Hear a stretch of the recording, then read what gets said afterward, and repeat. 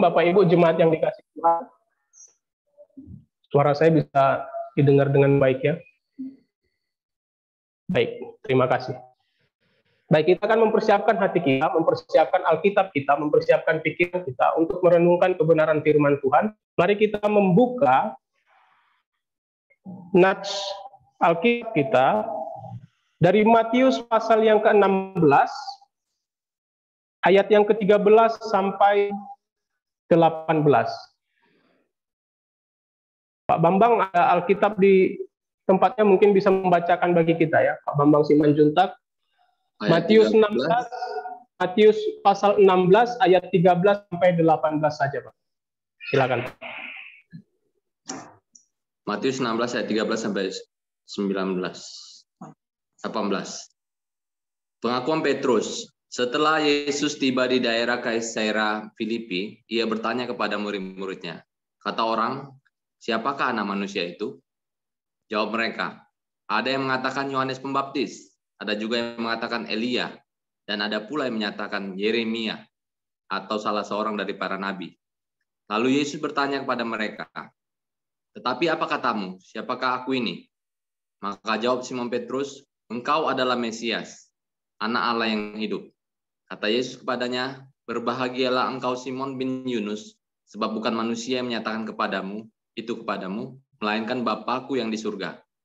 Dan aku pun berkata kepadamu, engkau adalah Petrus, dan di atas batu karang ini aku akan mendirikan jemaatku, dan alam maut tidak akan menguasainya.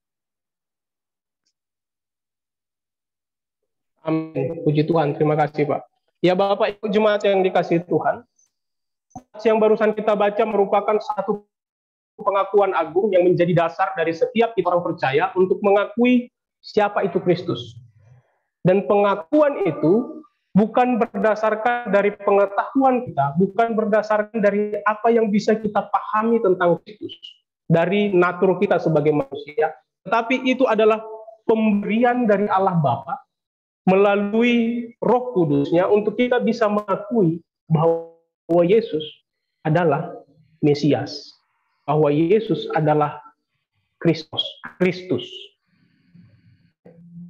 Tetapi yang menarik adalah di ayat 18.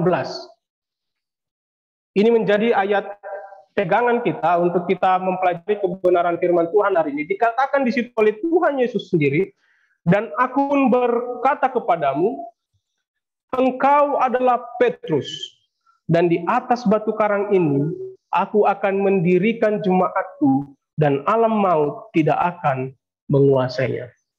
Satu ayat ini menjadi ayat pegangan, menjadi ayat kunci selama sejarah kekristenan untuk menyatakan apa itu gereja, dan siapa yang mendirikan gereja, dan apa fondasi gereja. Nah, hari ini kita akan membahas tentang doktrin gereja. Kita sudah membahas tentang doktrin Alkitab, kita sudah membahas tentang doktrin keselamatan. Hari ini kita akan membahas doktrin gereja. Kita gereja, bukan gedungnya maksudnya, tetapi kita sebagai orang percaya, kumpulan orang percaya. Banyak hal yang bisa kita pelajari tentang doktrin gereja. Kalau kita bahas terlalu banyak waktu. Jadi saya hanya akan memilih 3 topik yang menurut saya penting dan mungkin sekarang juga dipahami dengan tepat begitu ya. 3 topik ini begitu. Kita akan melihat doktrin gereja berdasarkan Matius 16 ayat 13 sampai 18, khususnya di ayat 18.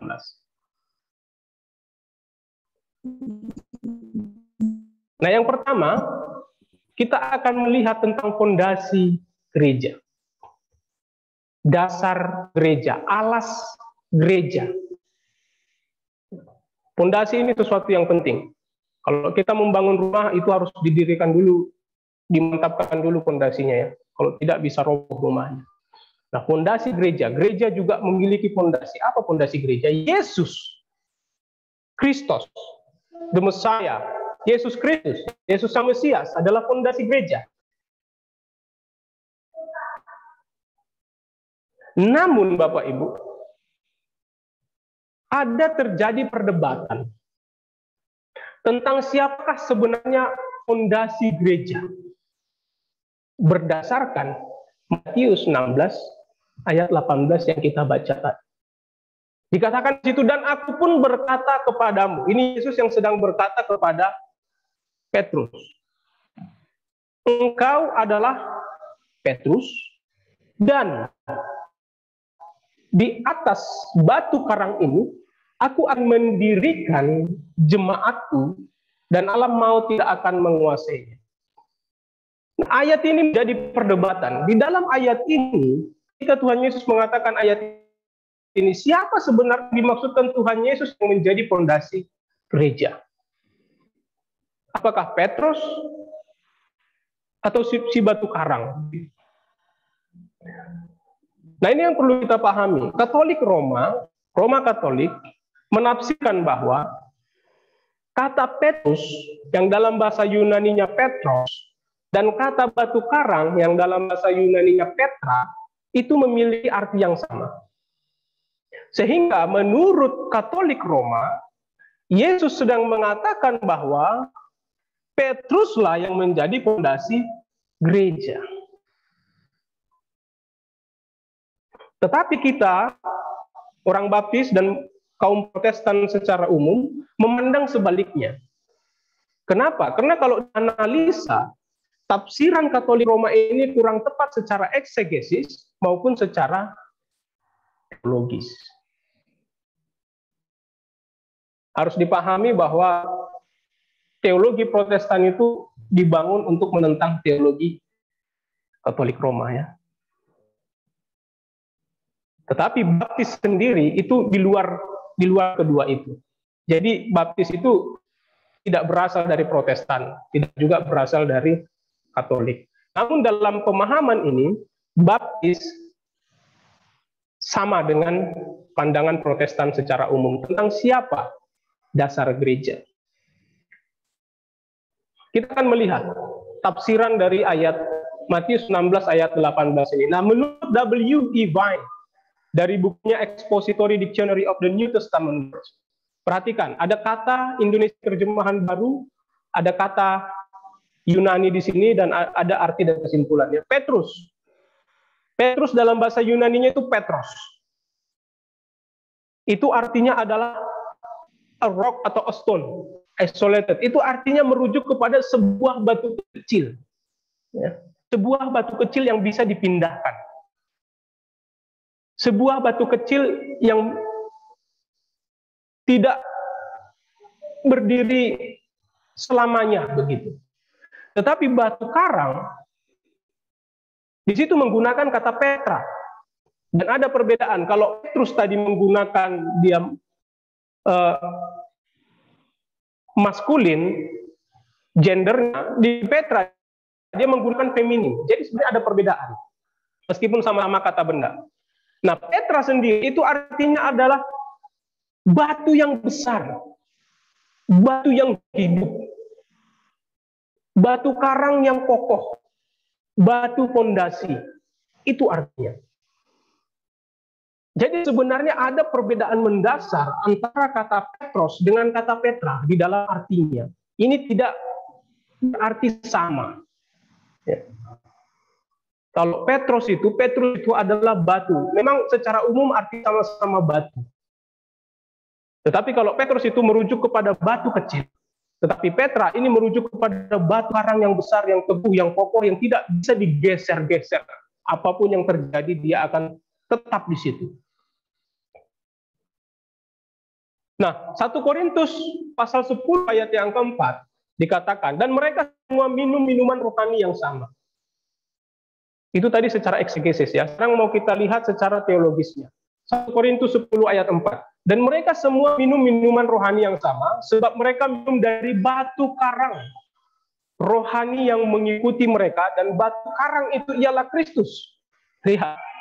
Di dalam 1 Korintus pasal yang ke-10 jelas dikatakan batu karang itu adalah Kristus. 1 Petrus 2 ayat 4, dan datanglah kepadanya batu yang hidup itu, yang memang dibuang oleh manusia, tapi yang dipilih dan dihormati di hadirat Allah. Siapa batu yang hidup itu? Ya Kristus. Batu karang yang besar yang tidak dapat pindah, batu yang hidup ialah Kristus Yesus. Tetapi yang menarik perhatikan di Efesus 2 ayat 20. Yang dibangun di atas dasar para rasul dan para nabi, dan Kristus Yesus sebagai batu penjuru. Dan ini kadang membingungkan. Ini merujuk kepada gereja. Efesus 2 ayat 20 ini berbicara tentang gereja. Gereja yang dibangun di atas dasar para rasul dan para nabi. Loh, berarti para rasul ini dan para nabi ini menjadi dasar dong. Tadi katanya Kristus yang menjadi dasar. Tetapi bisa kita lihat di dalam 1 Korintus 3 ayat 11, karena tidak ada seorang pun yang dapat meletakkan dasar lain daripada dasar yang telah diletakkan, yaitu Yesus Kristus. Nah, seakan-akan dari dua ayat ini ada perbedaan siapa yang menjadi dasar gereja, antara para rasul dan nabi atau Yesus Kristus. Tetapi sebenarnya kedua ayat ini tidak bertentangan sama sekali, karena perhatikan, kedua ayat ini ditulis oleh orang yang sama. Efesus itu ditulis oleh Paulus, Korintus itu ditulis oleh Paulus. Jadi tidak mungkin ada pertentangan teologis dalam pikiran Paulus ketika menuliskan surat-surat ini. Jadi apa yang bisa kita simpulkan? Yesus memakai para rasul dan nabi untuk membangun gerejanya. Dalam bahasa Inggris ini menggunakan kata establish. Establish. Tetapi dasar atau fondasi gereja adalah Kristus. Ini penting. Peran Rasul Petrus dan rasul-rasul yang lain dan para nabi di dalam pembangunan gereja ini tidak boleh disepelekan. Jadi memang Yesus adalah dasar gereja. Tetapi para rasul memang diberikan otoritas oleh Tuhan Yesus untuk memulai gereja dan untuk memulai membangun gereja. Jadi jangan juga disepelekan peran para rasul. Ada kecenderungan ke teologi yang seperti itu, menyepelekan bahwa para rasul itu tidak berperan penting. Tidak, para rasul punya peran yang penting. Tetapi jangan pula dilebih-lebihkan, seperti pandangan Katolik Roma, bahwa dasar gereja adalah Petrus. Kenapa? Karena ini nanti akan merujuk kepada pemahaman yang berikutnya tentang siapakah itu kepala gereja. Ya. Jadi kita harus benar dulu di pemahaman siapa dasar gereja. Jadi jangan disepelekan peran para rasul, tapi jangan juga dilebih-lebihkan. Yesus memakai para rasul dan nabi untuk men-establish, untuk membangun gerejanya. Tetapi dasar atau fondasi gereja itu sendiri adalah Kristus, Petra, batu karang yang hidup, batu karang yang teguh. Itu yang pertama. Kedua, kita akan melihat ada penggolongan gereja. Yang pertama adalah gereja itu ada disebut gereja secara umum atau gereja universal atau gereja Katolik. Arti Katolik itu adalah universal, Bapak Ibu ya. Arti Katolik itu adalah umum. Ya. Jadi gereja umum. Gereja apa? Gereja universal ini, gereja umum ini. Ini adalah gereja yang tidak kelihatan, gereja yang sifatnya rohani, gereja yang semua orang percaya dari segala zaman ada di dalamnya. Dari awal kekristenan, bahkan sebelum itu orang yang percaya kepada Yehova, kepada Kristus, sebelum kedatangannya pun, itu tergolong di dalam itu. Orang percaya yang sudah di surga maupun yang sudah di bumi, itu semua masuk ke dalam gereja universal. Makanya gereja ini sifatnya rohani, tidak kelihatan. Gereja dari segala zaman, semua orang percaya dari segala abad, segala zaman, sampai nanti di masa depan, termasuk kepada gereja Katolik ini, gereja universal ini, gereja umum ini. Nah, ketika Yesus mengatakan di dalam Matius 16 ayat 18 bahwa dia akan mendirikan gereja atau jemaatnya, Tuhan Yesus sedang merujuk kepada gereja secara universal. Gereja secara rohani. gereja di segala abad, gereja di segala zaman, termasuk kita saat ini, termasuk yang akan di waktu yang akan depan nanti, termasuk itu. Nah, setiap orang yang percaya pada Kristus menjadi bagian dari gereja universal ini, menjadi bagian dari gereja umum ini. Setiap orang yang percaya kepada Kristus dari segala abad, dari segala zaman, dari segala waktu, dulu, sekarang, dan yang akan datang. Panggilan ini berlangsung terus-menerus sampai Kristus datang kembali untuk gerejanya. Di dalam 1 Tesalonika 4 ayat 13-18 kalau kita baca itu adalah tentang rapture, ya, perkataan. Dan ketika Tuhan Yesus datang, orang yang mati yang tidak percaya akan dibangkitkan. Baru kemudian kalau orang percaya yang hidup pada saat itu baru ikut diangkat, rapture, bersama dengan Kristus ke surga. Sampai itu datang, panggilan Kristus terhadap orang-orang percaya dan orang yang belum percaya untuk bertobat itu selalu tersedia.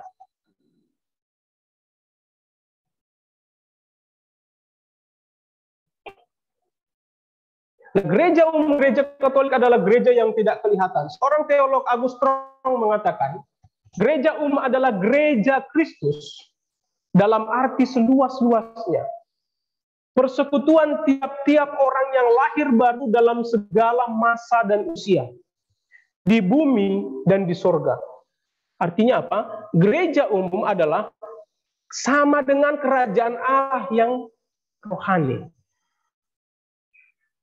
Kemanusiaan yang telah ditebus Allah dalam Kristus menjadi wahana atau media Allah dalam menjalankan kekuasaan rohani yang nyata di bumi ini. Nah, kita menjadi wahana Allah. Karena kita sudah ditebus di dalam Kristus, kita menjadi media Allah untuk menyatakan apa maksudnya, apa rencananya, karya keselamatannya. Cicero mengatakan semua orang baik berada dalam satu kapal. Ini dalam pengertian semua orang yang telah ditebus berada dalam bahtera keselamatan kekal, yaitu Kristus. Jelas ini gambaran tentang bahtera Nuh, ya. Bahwa orang yang percaya berada di dalam satu bahtera keselamatan kekal, yaitu Kristus. Dari segala abad. Yang pertama, gereja universal, gereja Katolik. Yang kedua adalah gereja setempat atau gereja lokal. Nah, gereja lokal adalah orang-orang percaya lokal atau setempat yang mengorganisasikan diri untuk melakukan pekerjaan Kristus. Ini ya seperti eklesia, seperti pertama, begitu, atau gereja-gereja yang lain. Atau kalau di abad-abad pertama ya seperti gereja Yerusalem, gereja Korintus, gereja Tesalonika, gereja Efesus, Kolose, Smyrna, dan sebagainya. Forsyth mengatakan bahwa gereja lokal adalah bagian yang kelihatan dari gereja universal. Nah, tadi kalau gereja universal adalah gereja yang tidak kelihatan, yang secara rohani, yang secara umum, maka bagian dari yang kelihatan dari itu adalah gereja lokal. Seperti kita saat ini. Carver mengatakan gereja lokal adalah daerah kekuasaan kerajaan sorga di bumi. Nah, bagaimana kita bisa melihat bahwa kerajaan sorga itu memiliki eksistensi di bumi ini? Bagaimana kita bisa melihat bahwa kerajaan sorga memang sudah ada di bumi ini? Apa buktinya? Ya buktinya gereja lokal. Kita melihat gereja-gereja dimanapun, orang-orang percaya dimanapun bersekutu menyembah Tuhan. Seperti yang sudah saya sebutkan, gereja lokal dalam perjanjian baru, contohnya ada di gereja di Yerusalem, gereja mula-mula ya, ketika Bapak Petrus bertobat, minimal 3.000 orang itu bertobat ya, itu menjadi gereja awal. Kemudian ada juga gereja di Antioquia, Kisah Para Rasul 13 ayat 1 dan sebagainya. Dan perhatikan, 9 dari 13 surat Rasul Paulus itu ditujukan kepada gereja lokal di masa perjanjian baru, di awal-awal perkembangan gereja.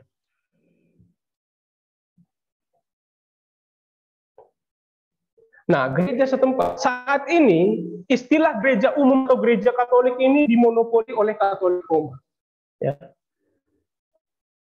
Jadi kalau saudara mendengar Katolik, yang ada di dalam pikiran saudara adalah Katolik Roma yang identik dengan Vatikan, ya kan?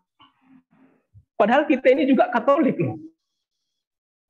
Orang yang percaya di dalam Kristus itu juga gereja Katolik, tetapi bukan dalam pengertian Katolik Roma, tetapi dalam pengertian Katolik gereja rohani yang sudah saya sebutkan tadi, gereja universal. Jadi kalau dikatakan kita ini Katolik, ya kita ini Katolik. Kita ini gereja Katolik, ya gereja Katolik. Tetapi dalam pengertian gereja universal yang saya jelaskan tadi, bukan dalam pengertian gereja Katolik Roma yang berpusat di Vatikan. Kenapa? Karena gereja Katolik Roma itu tidak mengakui eksistensi gereja lokal. Bagi mereka itu tidak ada gereja lokal. Semua gereja Katolik mereka itu sama, berpusat kepada di Vatikan begitu. Jadi tidak ada gereja lokal. Sementara kita mengakui gereja universal, tetapi juga mengakui gereja-gereja lokal.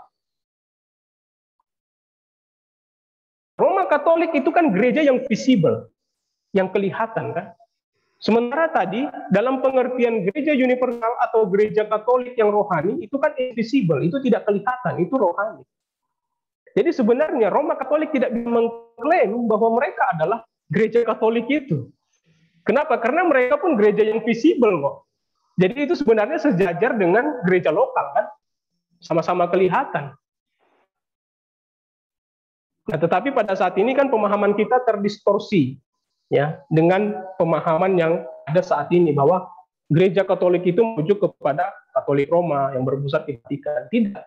Ya kita ini gereja Katolik dalam pengertian kita percaya kepada Tuhan Yesus dan kita berada pada satu gereja universal segala zaman, segala abad. Kita tidak bisa meremehkan gereja lokal.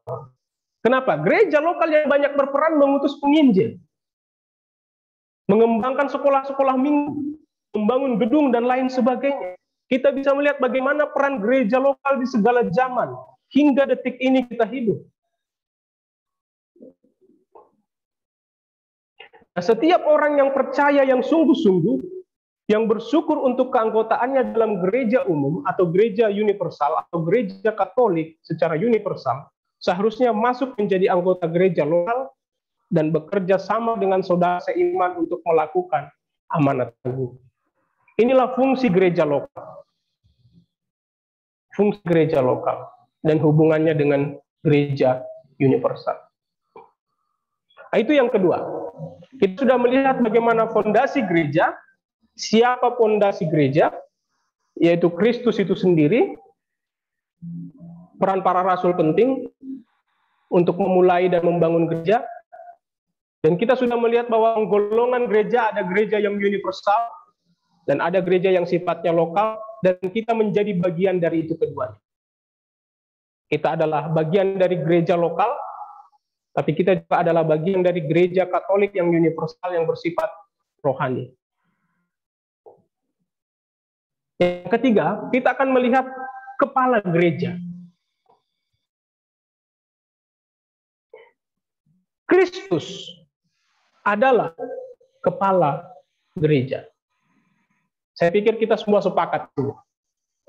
Efesus 5 ayat 22 sampai 24 berkata, "Hai istri, tunduklah kepada suamimu seperti kepada Tuhan. Karena suami adalah kepala istri, sama seperti Kristus adalah kepala jemaat. Dialah yang menyelamatkan tubuh. Karena itu sebagaimana jemaat tunduk kepada Kristus, demikian jugalah istri pada suami dalam segala sesuatu." Nah, untuk membahas tentang kepala gereja, nats Efesus ini menjadi dasar kita. Nanti kita akan kembali lagi ke nats ini. Kristus adalah kepala gereja, ya. Perhatikan, bukan manusia dengan gelar paus, atau kardinal, atau uskup agung, atau ketua sinode, atau ketua GGBI, atau ketua PGI, ketua ARS, dan sebagainya. Tadi sudah saya jelaskan bahwa dasar gereja bukan Petrus. Dasar gereja adalah Tuhan Yesus. Sehingga kepala gereja juga adalah Tuhan Yesus. Kalau bagi Katolik Roma, kepala gereja itu adalah Paus. Kenapa? Karena itu adalah turunan langsung daripada Rasul Petrus. Mereka mengklaim bahwa Petrus adalah Paus yang pertama. Bahkan jasad Petrus saat ini ada di Basilika Santo Petrus yang ada di Vatikan Roma itu ya. Jadi secara historis mereka memang bisa mengklaim itu. Karena mereka katanya menyimpan jasad Petrus. Jadi Paus terpilih di sepanjang zaman itu adalah langsung turunan dari Paus yang pertama, yaitu Petrus. Sehingga mereka mengklaim bahwa kepala gereja adalah Paus. Karena dasar gereja adalah Petrus. Tapi tidak. Kita memahami yang sebaliknya, bahwa berdasarkan firman Tuhan, dasar gereja adalah Kristus. Dan oleh karena itu kepala gereja adalah Kristus. Bukan manusia. Berbahaya jika kita menempatkan posisi kepala gereja kepada manusia. Berbahaya sekali. Kristuslah yang tidak dapat goyang, yang tetap di segala zaman. Nah, Kristus sebagai kepala gereja, dalam pengertian yang bagaimana sebenarnya kita memahami bahwa Kristus adalah kepala gereja. Terkadang ini seperti terlalu simpel kita paham. Tetapi sebenarnya tidak sesimpel yang diperkirakan. Ketika kita berpikir Kristus kepala gereja, pasti yang kita pikirkan adalah kepala kita. Ini Kristus dan ini gereja. Ya. Apa maksudnya Kristus sebagai kepala gereja? Biasanya Kristus sebagai kepala gereja dan gereja sebagai tubuh Kristus dipahami secara fisiologis, secara organik, secara fisiologis, secara fisik. Seperti ilustrasi di samping ini, begitu ya.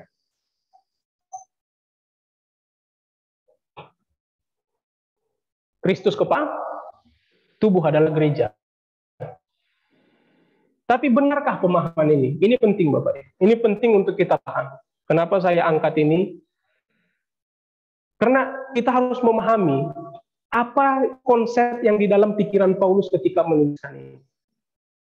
Bagaimana kita bisa memahami konsep teologis di dalam pikiran Paulus ketika menuliskan ini? Maka kita harus bisa memahami sumber-sumber pemikiran Paulus. Nanti kita akan sampai itu. Nah, secara umum biasanya ketika orang mengkhotbahkan atau ketika penulis buku menuliskan Kristus sebagai kepala gereja itu digambarkan seperti ini. Satu tubuh yang utuh, bagian dari leher ke atas itu adalah Kristus, dari leher ke bawah itu adalah tubuh Kristus atau gereja. Kita mau melihat di Efesus. Ada di Efesus, ada di Kolose, perhatikan tabel itu. Efesus 1 ayat 22 sampai 23 dikatakan, dia telah diberikannya, dia maksudnya Allah Bapa, dia maksudnya adalah Tuhan Yesus, telah diberikannya, maksudnya merujuk kepada Allah Bapa, kepada jemaat sebagai kepala dari segala yang ada. Jemaat yang adalah tubuhnya. Di Kolose 1 ayat 18 dikatakan, ialah kepala tubuh, yaitu jemaat. Jadi jelas kesimpulannya Kristus adalah kepala tubuh. Itu kesimpulan yang pertama. Kemudian Efesus 4 ayat 15 sampai 16, tetapi dengan teguh berpegang kepada kebenaran di dalam kasih, kita bertumbuh di dalam segala hal ke arah Dia, Kristus yang adalah kepala. Perhatikan, kita bertumbuh ke segala hal arah Kristus yang adalah kepala. Daripadanya lah seluruh tubuh yang rapi tersusun dan diikat menjadi satu oleh pelayanan semua bagiannya, sesuai dengan kadar pekerjaan tiap-tiap anggota, menerima pertumbuhannya dan membangun dirinya dalam kasih. Yang paralel dengan itu Kolose 2 ayat 19. Sedang ia tidak berpegang teguh kepada kepala, dari mana seluruh tubuh yang ditunjang dan diikat menjadi satu oleh urat-urat dan sendi-sendi, menerima pertumbuhan ilahinya. Kesimpulan yang kedua yang kita bisa dapat adalah Kristus sumber pertumbuhan seluruh tubuh.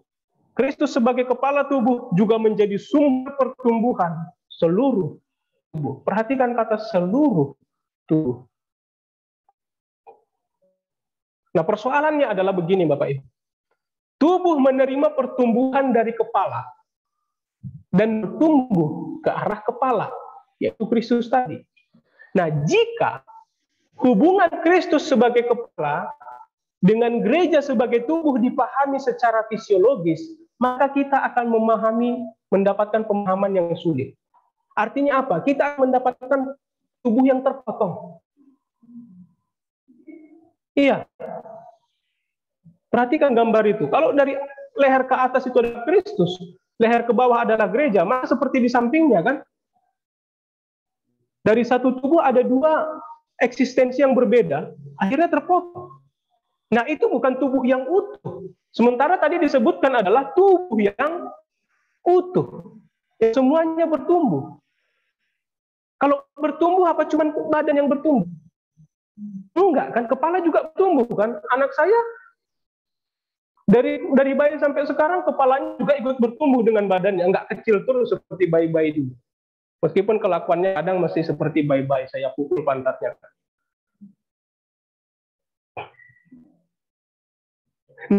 Terminologi Paulus, ini agak terlambat biasanya saya muncul. Terminologi Paulus memunculkan konsep yang berbeda seperti yang kita pahami selama ini. Kenapa? Karena Paulus kerap menyebut gereja itu sebagai seluruh tubuh. Jadi tubuh yang utuh seperti gambar di samping ini, itulah gereja. Efesus 4 ayat 16. Daripadanya lah seluruh tubuh. Kalau seluruh tubuh kan berarti dari ujung kaki sampai ujung kepala. Bukan hanya dari kaki sampai leher. Yang rapi tersusun dan diikat jadi satu oleh pelayanan semua bagiannya sesuai dengan kadar pekerjaan tiap-tiap anggota, menerima pertumbuhannya dan membangun dirinya dalam kasih. 1 Korintus 12 ayat 16, dan andai kata telinga berkata, karena aku bukan mata, aku tidak termasuk tubuh. Jadi benarkah ia tidak termasuk tubuh? Saya mau tanya Bapak Ibu, telinga posisinya di mana? Di kepala kan? Berarti kepala adalah juga bagian dari tubuh yang utuh. Makanya kalau kita memahami gereja itu mulai dari sekarang, pahami bahwa itu satu tubuh yang utuh, sama dengan kepalanya. Jangan terpotong. Karena di Korintus jelas dikatakan telinga juga menjadi bagian dari tubuh itu. Kan telinga posisinya kepala. Ya. Tubuh yang utuh di sini menjadi figuratif, menjadi gambaran dari gereja sebagai tubuh Kristus. Jadi ketika kita memikirkan tentang tubuh Kristus, jangan hanya dipikirkan dari leher ke bawah, tetapi tubuh yang utuh. Dari ujung kepala sampai ujung kaki. Nah kalau begitu, Kristus sebagai kepala maksudnya apa? Itu yang mau kita temukan jawabannya. Nah kita tidak dapat menganggap Kristus sebagai bagian dari tubuhnya sendiri. Nanti yang terjadi adalah tubuh tanpa kepala atau kepala tanpa tubuh. Jika kita melihat tubuh dan kepala sebagai suatu metafora campuran atau kesatuan, begitu gambaran yang kesatuan, kita akan kesulitan memahami konsep teologi Paulus. Ya. Paulus tidak memandang kepala atau Kristus dan tubuh atau gereja sebagai bagian fungsional dari satu kesatuan tubuh yang sama. Tidak pernah Paulus memikirkan itu. Pemikiran itu, tafsiran itu kemudian nanti muncul dari filsafat Gnostik Yunani. Tapi itu setelah Paulus meninggal. Efesus 5 ayat 23-28 mengatakan, suami sebagai kepala istri, ya. Tetapi kan bukan berarti suami satu tubuh dengan istri, kan? Dikatakan tadi suami adalah kepala istri, tetapi apakah artinya suami itu satu tubuh dengan istri? Kan enggak. Suami punya tubuh sendiri, istri punya tubuh sendiri. Tapi dikatakan, meskipun punya tubuh masing-masing, dikatakan suami adalah kepala istri. Nah ini merupakan suatu metafora atau gambaran yang berdiri sendiri. Kepala dan tubuh masing-masing memiliki eksistensinya sendiri, keberadaannya sendiri-sendiri. Seperti suami memiliki keberadaannya sendiri, istri memiliki keberadaannya sendiri. Tetapi dalam hubungan rohani atau teologis, ada hubungan kepala dengan tubuh.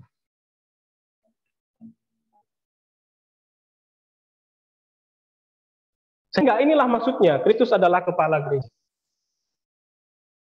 Hai istri, tunduklah kepada suamimu seperti kepada Tuhan. Karena suami adalah kepala istri, sama seperti Kristus adalah kepala jemaat. Dialah yang menyelamatkan tubuh. Karena itu, sebagaimana jemaat tunduk kepada Kristus, demikian jugalah istri kepada suami dalam segala sesuatu. Jadi kira-kira seperti ini gambaran. Bahwa suami sebagai kepala istri memiliki eksistensi yang berbeda, dan istri memiliki eksistensi yang berbeda. Demikian juga paralelnya dengan Kristus sebagai kepala gereja. Bahwa Kristus sebagai kepala gereja memiliki eksistensinya sendiri. Kenapa? Karena kita sebagai tubuh yang utuh, dari ujung kaki sampai ujung kepala, mendapatkan pertumbuhan dari Kristus. Jadi kita bertumbuh secara utuh. Nah, Kristus sebagai kepala gereja, nah gereja sebagai tubuh Kristus. Ini gambaran yang tepat. Inilah konsep di dalam pikiran Paulus ketika menuliskan ini. Tapi kita menjadi satu kesatuan di dalam lingkaran rohani dengan Tuhan Yesus. Seperti suami istri satu kesatuan di dalam pernikahan yang kudus, yang sudah diberkati Tuhan. Kita akan melihat bukti-buktinya. Kitab Roma dan Korintus menggambarkan gereja sebagai tubuh yang utuh. Seluruh tubuh organik dari ujung kepala sampai ujung kaki, gambarannya. Nah, Paulus kerap berbicara mengenai kepala atau Kristus sebagai metafora yang terpisah dari bagian lainnya, bukan yang terhubung secara satu tubuh fisik. Berbicara tentang tubuh atau gereja juga secara metafora terpisah dari Kristus. 1 Korintus 11 ayat 3, Allah kepala Kristus. Tetapi Kristus bukan tubuh Allah, kan? Kenapa? Karena Allah Bapa dan Allah Anak punya eksistensinya sendiri-sendiri. Tritunggal. Efesus 1 ayat 10 dan 22, Kristus kepala segala sesuatu di surga dan di bumi. Kepala dari segala yang ada. Kosmos.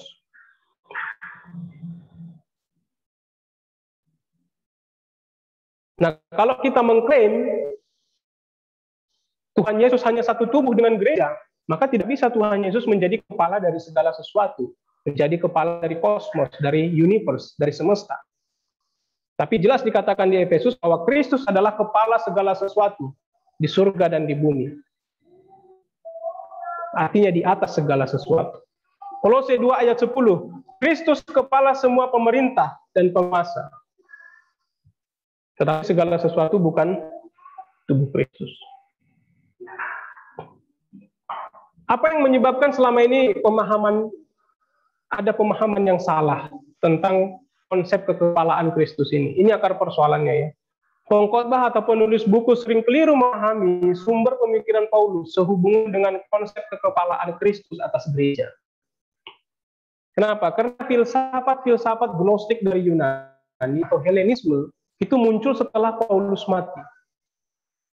Jadi itu yang merubah penafsiran. Perhatikan, Paulus orang apa? Yahudi. Jadi untuk bisa memahami apa yang dipikirkan Paulus, kita harus memahami sumber pemikiran Paulus sebagai orang Yahudi. Nah, Paulus tidak mungkin mengambil filsafat gnostik sebagai sumber pemikirannya ketika menulis surat-surat kepada jemaat ini. Kenapa? Karena ketika Paulus hidup, gnostik sendiri belum muncul. Ini muncul kemudian setelah abad pertama. Nah, dalam pandangan Helenisme atau filsafat Yunani, kepala adalah organ tubuh yang utuh, yang sama.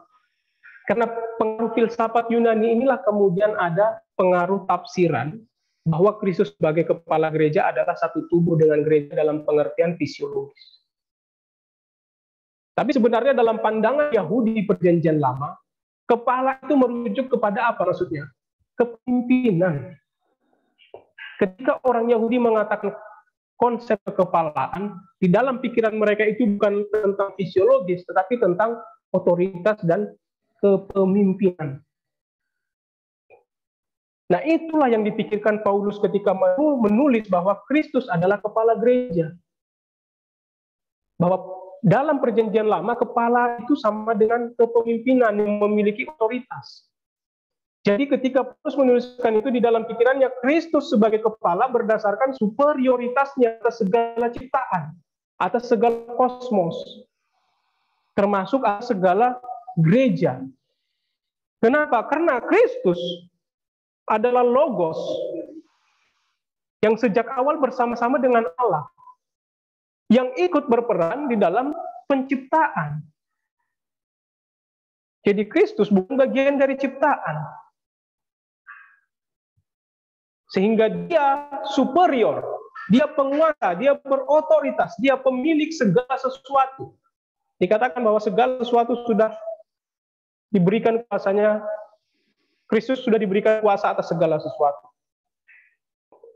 Itulah konsep yang ada di pikiran Paulus ketika menuliskan Kristus sebagai kepala gereja.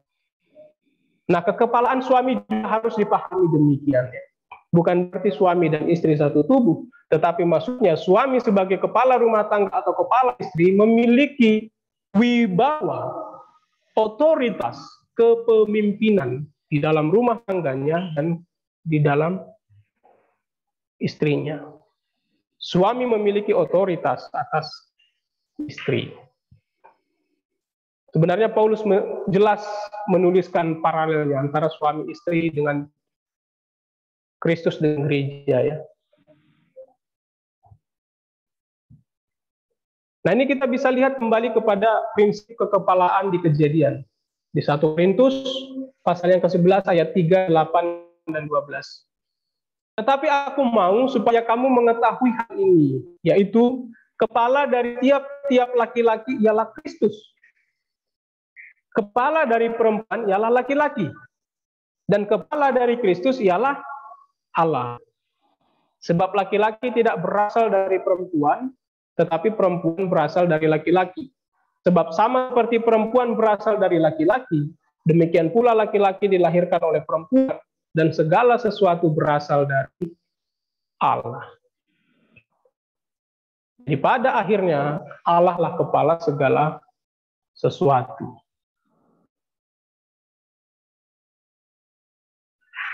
Jadi apa yang bisa kita simpulkan dari pembelajaran singkat kita tentang doktrin gereja?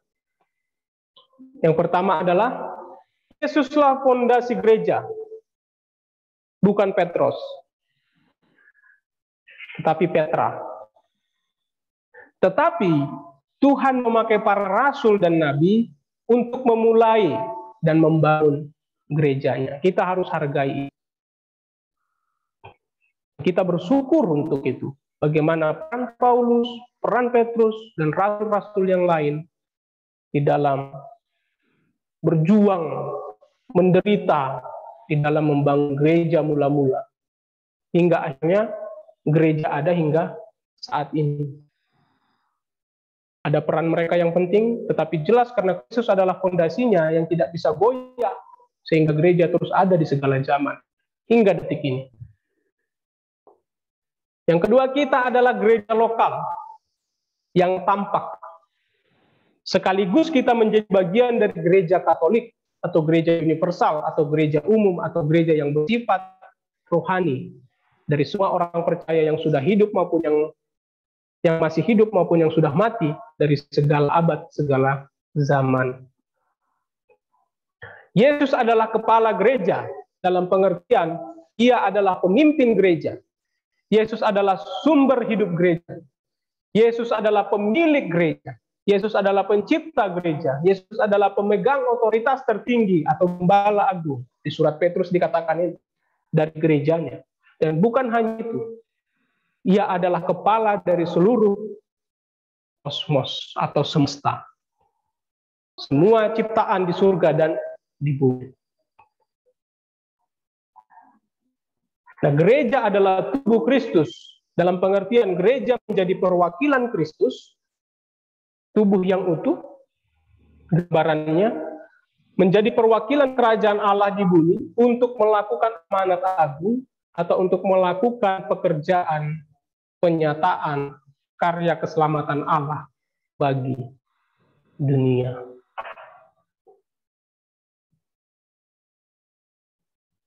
Amin.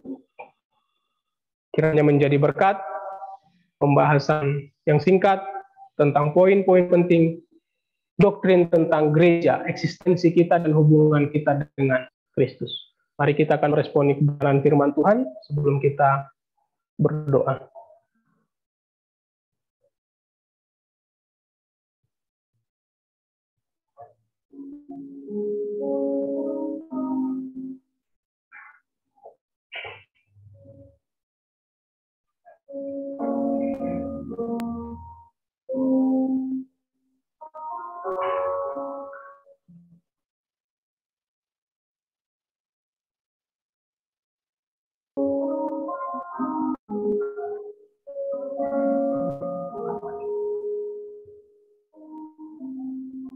Baik.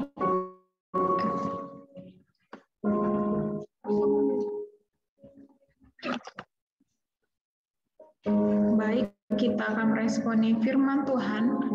Kita nyanyikan lagu respon kita, Engkaulah kekuatanku, Engkaulah kemuliaanku, Engkaulah segalanya.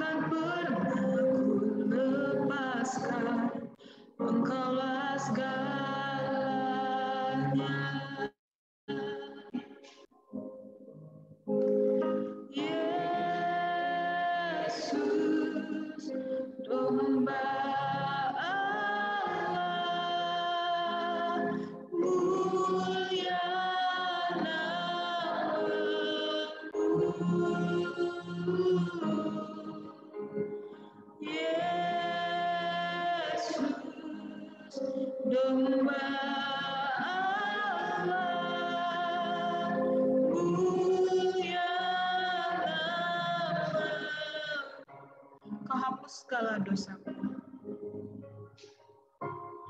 Kau hapus segala dosaku, segala celah dan maluku, Engkaulah segalanya.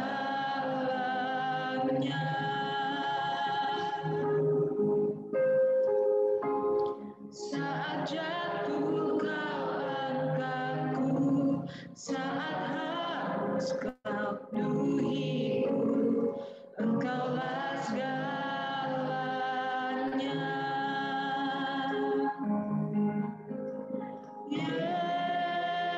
Yesus, domba Allah, mulia namamu.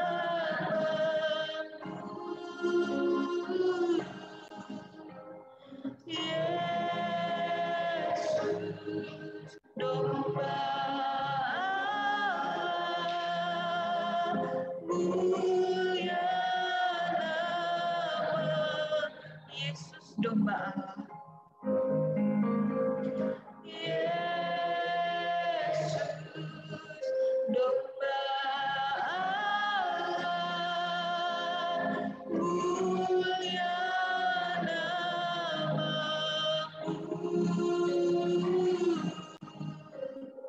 Yesus, domba Allah, mulia